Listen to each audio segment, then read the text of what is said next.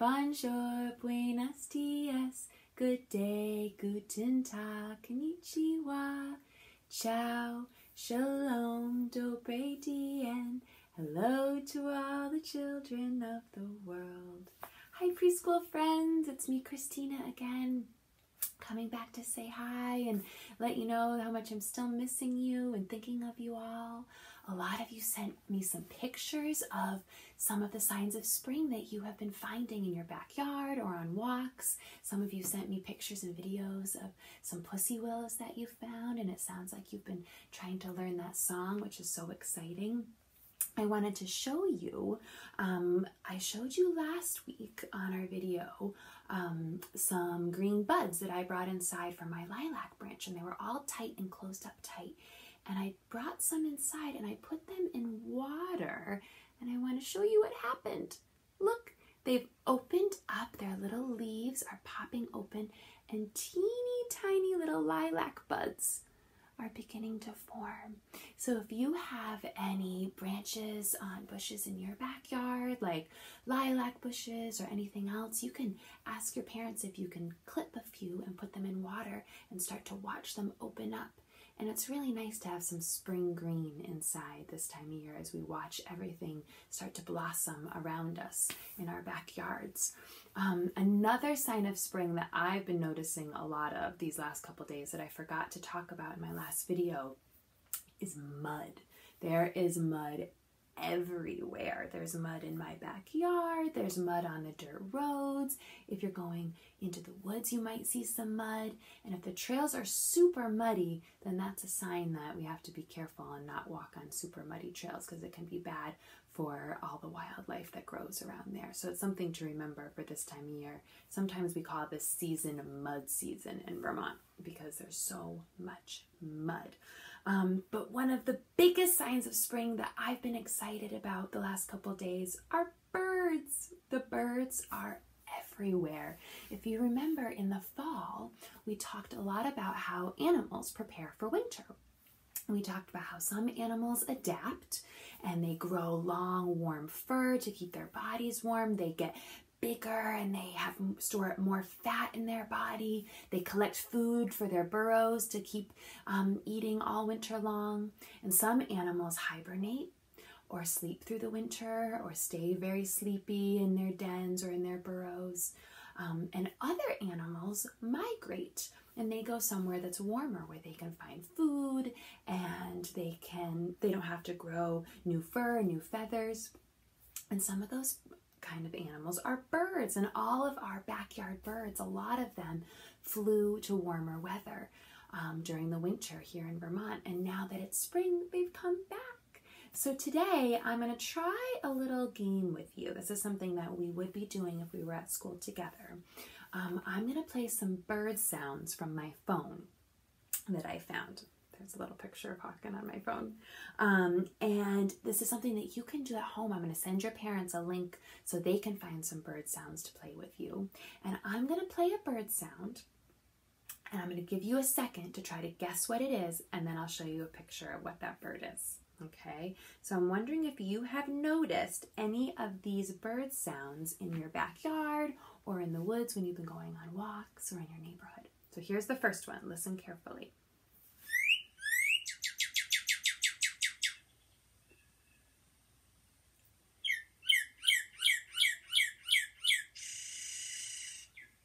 Any ideas of what that bird is? I'm going to give you a second to think about it. I'll give you a hint. The male bird is bright red. Did you guess cardinal?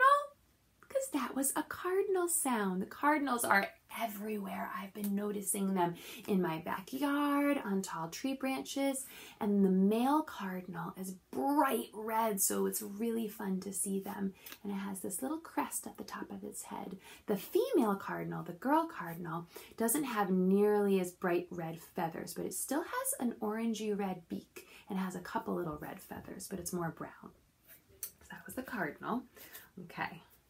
Here's my next bird. I'm going to see if I can play it.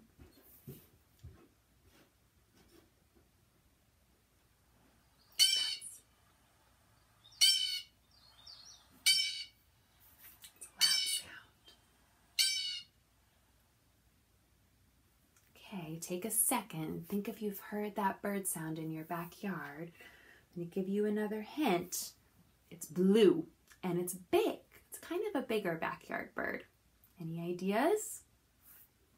Did you guess blue jay?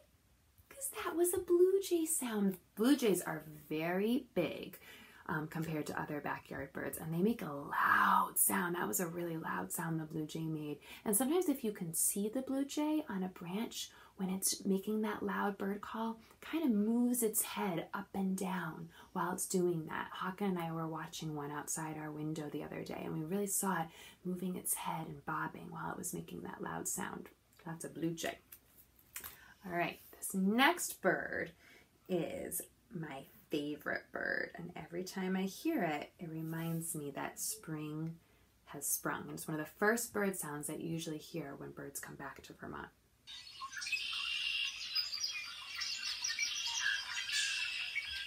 There's a bunch of them there. There you go.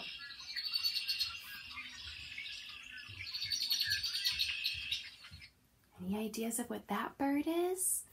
I'm going to give you a second to think about it. I'll give you a hint. It's black with just a little bit of bright red on its wings. Any ideas? It's the red-winged blackbird. And they're much darker black than this drawing shows. They're really dark black, and they have this bright red on their wings. And they make that loud call all the time. And sometimes they'll gather all together, and you can hear them in a big group like that sound was making on the bird sound that I was playing for you all.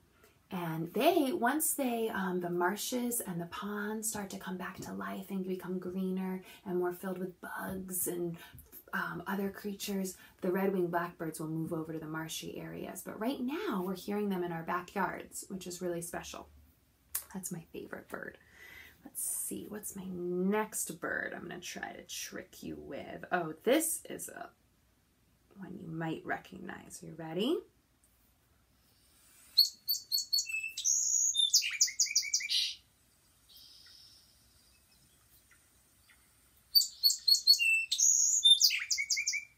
Do you recognize that bird sound? That's a bird sound we hear quite a lot. And that is it's kind of a small bird, and it's not very colorful. It's kind of brown with some stripes on it. Any ideas? Did you guess sparrow? Because that was a sparrow.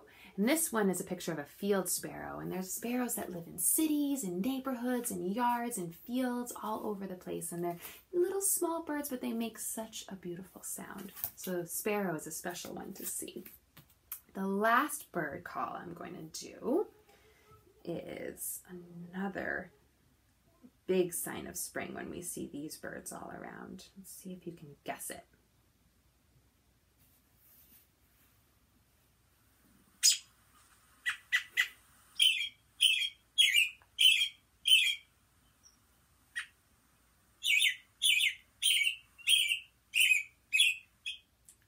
Ideas of what that bird sound is? It kind of goes chirrup, chirrup, chirrup, chirrup. Any ideas? That bird is brown with a red breast or a red belly. It's the robin.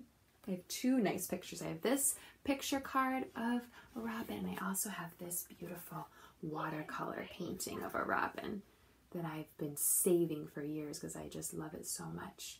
Robins are one of the first birds we notice that come back to Vermont in the springtime. They have very long yellow legs, so you can really see them running around your backyard, and one of their favorite things to eat are earthworms.